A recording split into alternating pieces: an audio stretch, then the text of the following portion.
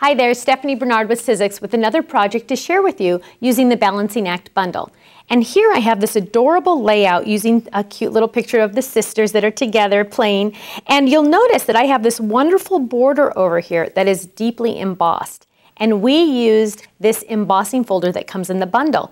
Now you'll notice though, here's a tip, that this embossing folder is not as long as my border. Well, that's what I'm going to share with you how to do today. So what I'm going to do is I've already cut out some cardstock borders, and it's just about 1.5 inches to 2 inches. And I'm going to grab my extended multi-purpose platform. And again, I use my little cheat sheet here, and I don't see any textured impressions folders. So I'm going to take this tab and move it off to the side. And here I have some textured impressions folders. So I know this is the tab I want to use. I'm going to thread this through the machine. And I'm going to get a cutting pad and lay that down.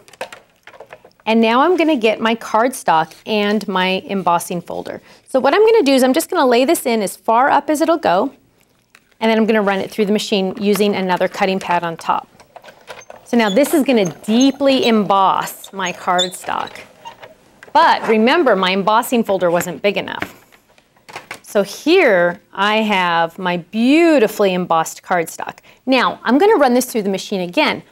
But if I were to turn it this way and put it on top of that little birdie, my bird would be upside down compared to these birds, and I don't want to do that. So I want to kind of look at this embossing folder and find a spot that just has flowers and vines.